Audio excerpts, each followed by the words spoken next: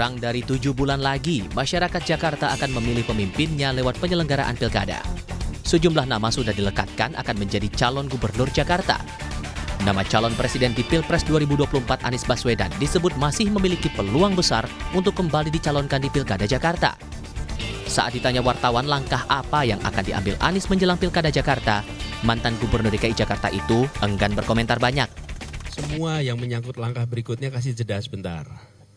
Jeda, menata dulu, nutup buku, jenang sumsum, terus baru nanti kita.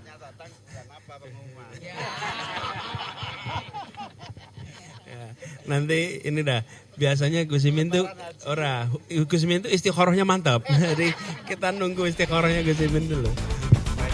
Nama lain yang muncul adalah sosok Menteri Sosial Tri Risma hari ini. Merespons namanya yang masuk dalam bursa calon gubernur Jakarta, ia mengaku takut dan tidak mempunyai uang untuk ikut berkompetisi di Pilkada Jakarta. Yang pertama tidak punya uang, satu, ya. Yang kedua itu tadi,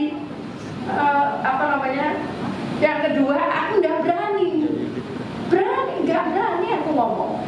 Bahkan ngomong pingin loh nggak berani, untuk menjadi pingin gitu aja nggak berani. Karena ya itu tadi resikonya berat sekali.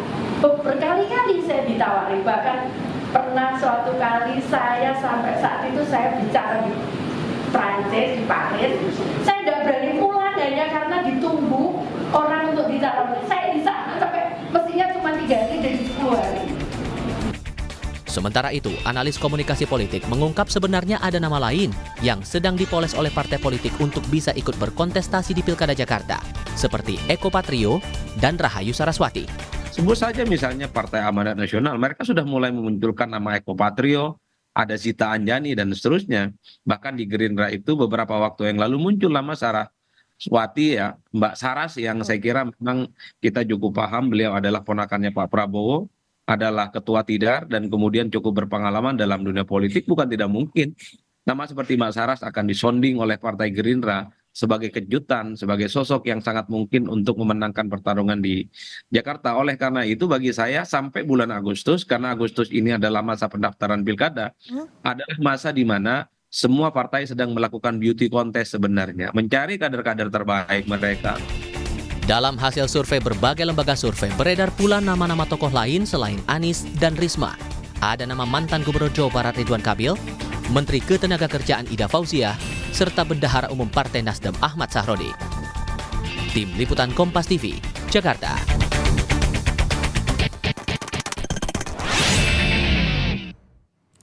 Suhu politik sudah mulai menghangat jelang pelaksanaan Pilkada Jakarta. Hal ini menyusul munculnya sejumlah nama-nama tokoh politik yang diperkirakan akan bertarung nanti di pemilihan gubernur Jakarta. Lalu siapakah kandidat yang paling potensial untuk maju dalam Pilgub? Kita akan bahas bersama dengan analis komunikasi politik dari Universitas Padjadjaran, ada Kunto Adiwibowo. Kita sapa dulu Mas Kunto. Halo, selamat sore, apa kabar? Selamat sore Mbak Maidop. Mas Kunto, kalau ngelihat nih bursa nama-nama, tadi kan juga saya sempat presentasi nih, nama-nama yang kemudian masuk, digadang-gadang masuk nih dalam bursa calon gubernur DKI Jakarta. Meski nanti tidak lagi jadi ibu kota, tapi kan masih menjadi magnet nih, karena bisa jadi batu loncatan untuk nanti bisa maju ke RI 1 dari DKI 1. Anda lihat dinamika politiknya saat ini gimana sih Mas Kunto? Ya mungkin karena ini pilkada pertama DKI setelah pemilu presiden dan legislatif. Karena sebelum-sebelumnya biasanya pilkada DKI itu agak di tengah ya Mbak ya. 2017, terus baru 2019 pemilu gitu kan. Jadi biasanya pilkada DKI itu juga dipakai untuk mengukur kekuatan partai-partai politik ini. Dan sangat mungkin bagi Pak Jokowi kan punya cerita kan, 2012 beliau terpilih jadi gubernur, 2014 langsung maju jadi presiden. Tapi karena ini berubah periodisasinya, jadi ada banyak dinamika yang juga berubah. Yang pertama misalnya partai kemudian tidak punya kepentingan untuk tes case kekuatan mereka gitu, karena sudah pemilu kan, baru saja selesai pemilu. Sehingga mereka lebih ingin meneruskan strategi yang sudah dianggap tokcer atau manjur ketika pemilu kemarin, dan itu direplikasi di pilkada di seluruh Indonesia termasuk pilkada DKI, sehingga mungkin partai lebih wait and see, dan kemudian kalau dilihat ya dinamikanya kan, bahkan ini 3,5 bulan sampai 4 bulan menjelang pendaftaran itu belum ada belum ada dinamika atau gejolak politik yang sangat besar gitu kan.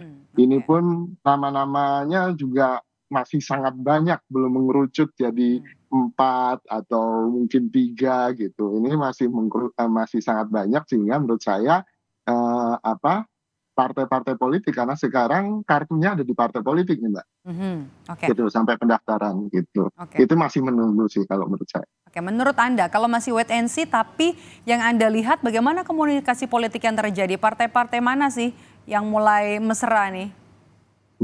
Ya kalau dilihat kan bisa ya tadi koalisi-koalisi sebelumnya yang kemudian di Pilpres itu sangat mungkin terus meneruskan jalan mereka di Jakarta gitu kan. Itu kelihatan dari PKS dan Nasdem ketika membicarakan pilkada DKI, yang dua-duanya bilang Anies kan gitu.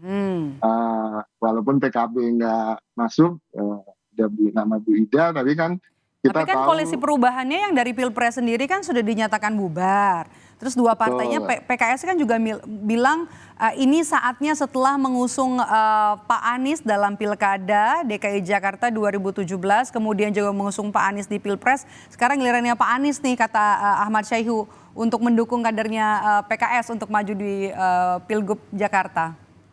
Iya betul, tapi kan pada akhirnya partai-partai politik ini harus realistis kan Mbak. Mereka tentu ingin mengusung kader mereka. Tapi kalau semua partai ingin mengusung kader mereka kan, ya nggak memenuhi syarat kan akhirnya. Betul, nggak memenuhi syarat pengajuan calon atau dukungan calon, karena kan harus mencukupi sekian kursi kan di DPRD Jakarta kan gitu. Nah sementara nggak ada satupun partai yang bisa maju sendiri, sehingga mereka harus berkoalisi gitu. Cuman kan sekarang mereka sedang ingin jual mahal. Mereka ingin mendorong kader-kader mereka gitu. Dan satu hal yang menurut saya jadi catatan, harusnya partai-partai politik ini lebih mendorong isunya sebelum kemudian ngomong kadernya. Jadi isunya apa sih sehingga kita usung kader ini gitu. Jadi misalnya kenapa PKB usung Bu Ida, karena misalnya isu ketenagakerjaan jadi kritikal, jadi itu lebih enak Mbak. Karena sekarang kalau kita lihat kan akhirnya cuma jualan nama, dan publik pun nggak bisa menjadi relate ya. Kenapa nama ini muncul? Kenapa nama ini kemudian rame di berita? Apakah memang karena dia punya kapasitas untuk menangani masalah tertentu atau isu tertentu? Dan menurut saya saatnya logikanya dibalik, isu dulu atau masalah dulu baru orang. Jadi Anda melihat bahwa sebenarnya pemilih di Jakarta ini lebih tertarik melihat isu yang nanti bakal dibawa oleh kandidat yang potensial maju begitu ya, ketimbang nanti tokohnya sendiri begitu. Kalau kandidatnya sendiri yang potensial maju siapa? Risma, RK, Sahroni, Anies, Ahok? Ya kalau kandidat kan masing-masing partai punya jualannya. Pak Anies jelas punya peluang dalam artian elektabilitas ya, karena justru banyak warga DKI yang kemudian membandingkan dengan pejabat gubernur yang sekarang. Jadi membandingkan kinerja antara gubernur waktu masa Pak Anies dan pejabat gubernur sekarang kan, Pak Anies kelihatan lebih moncer gitu kinerjanya, sehingga jualannya akan lebih hening. Tapi sekali lagi Pak Anies sangat tergantung dari partai politik mana atau koalisi mana yang akhirnya bisa memberikan tiket ke beliau gitu. Dan itu sepenuhnya elektabilitas harus dibuktikan dengan survei. Lalu kemudian ada Pak Ridwan Kamil yang dari Gubernur Jawa Barat kan, popularitas dia cukup tinggi, lalu kemudian dianggap lebih progresif, memberikan kebaruan, dan tapi di Golkar sendiri tidak hanya satu nama, ada beberapa nama, dan Pak Ridwan Kamil harus berkompetisi di Golkar gitu. Dan apalagi ini ada tarik-tarikan kan antara DPD Golkar Jawa Barat dan DKI gitu. Mereka semua ingin Pak Ridwan Kamil menjadi calon gubernur mereka karena elektabilitasnya tinggi. Lalu kemudian ada Pak Ahmad Saroni dari Nasdem yang dari awal memang kelihatan punya ambisi. Dan sebagai putra daerah menurut saya sangat wajar beliau untuk kemudian ingin memperbaiki daerahnya Jakarta. Lalu ex menteri seperti Bu Risma, Bu Ida, Pak Basuki, lalu ada Pak Andika Perkasa, lalu kemudian ada nama Pak Ahok ya bahkan ya itu juga menarik. Tapi kan sekali lagi karena belum kelihatan isunya sehingga nama-nama ini ya hanya berseliweran saja Mbak di media gitu. Dan belum mengerucut juga ya. Betul, belum mengerucut. Pada akhirnya kan bagaimana kita membuat, kalau saya sebagai partai politik ya, saya ingin membuat rakyat lebih relevan dengan calon-calon saya dan akhirnya itu terefleksikan dalam survei elektabilitas. Dengan isunya Jakarta ya. Tapi kan dari nama-nama yang kita bahas tadi kan Mas Kunto, semuanya punya kendaraan politik, semuanya merupakan kader partai politik. Ada Risma, Ridwan Kamil, Sahroni, kemudian juga nama Menteri Ida Fauziah. Nah Anies gimana? Nggak punya partai nih, Nasdem mungkin oke, tapi PKS kayaknya mungkin agak menutup pintu. Apakah ini sebenarnya ada kemungkinan lain untuk Anies Baswedan? Tentu. Pada akhirnya ya saya bilang tadi sekarang sampai Agustus ini yang pegang kartu dan pegang kendali adalah partai politik gitu. Pada akhirnya partai politik lah yang menentukan tokoh mana yang akan diberikan tiket. Termasuk ini tidak terkecuali Pak Anies, nama Pak Anies. Walaupun Pak Anies sekarang kalau di survei elektabilitas mungkin tinggi gitu kan. Tapi kalau nggak ada satupun partai yang kemudian memberikan tiket ke dia, ya sudah selesai, gitu. Nggak bisa maju jadi calon gubernur. Dan ini yang kemudian menarik, apakah partai politik berani mengambil langkah yang tidak populer untuk tidak mengikuti hasil survei elektabilitas. Menurut saya kemungkinannya masih kecil itu. Nggak ada yang mengambil risiko gitu ya? Iya, betul. Ngapain harus buang-buang kesempatan emas untuk punya gubernur di Jakarta gitu. Oke. Secara politik gimana sih Mas Kunto misalnya nih ya, dari Anies nih, seorang Anies Baswedan dari Pilpres turun ke Pilkada. Apa ini nggak downgrade sebenarnya untuk Anies Baswedan? Ya, ini politik adalah persepsi kan Mbak, gitu. Memang bisa dibuat persepsi bahwa Pak Anies downgrade, seakan-akan nyari jabatan, bahkan yang lebih rendah pun juga diambil kan gitu. Tapi di sisi lain juga bisa dibentuk persepsi bahwa selama ini Pak Anies sudah membangun Jakarta, sudah memperbaiki Jakarta, dan sekarang melanjutkan perbaikan itu kan gitu. Jadi ini masalah persepsi aja. Akhirnya citra mana yang akan lebih menang ketika menjadi isu dalam pemilihan pilkada nanti ya itulah persepsi publik gitu, entah yang Anies nyari jabatan atau Anies yang meneruskan perbaikan Jakarta gitu. Oke. Gubernur atau Basuki Cahayapurnama ini juga kemarin sempat bilang kalau belum selesai dengan masalah kemacetan yang ada di Jakarta kala itu. Nah Ahok, gimana dengan Ahok? Kalau nanti misalnya jadi ikut masuk PDI Perjuangan kemudian memilih Basuki Cahayapurnama untuk bertarung melawan seorang Anies Baswedan, kansnya seperti apa? Ahok versus Anies Baswedan, menurut Anda bakal seru nggak ini Pilkada DKI-nya? Ya tentu bakal seru karena ini kayak rematch gitu kan Mbak, pertandingan ulang 2017 gitu. Dan menurut saya semakin banyak kita membicarakan Anies, pasti kita juga ingat Ahok gitu kan, karena dua-duanya seperti tidak terpisahkan gitu kan.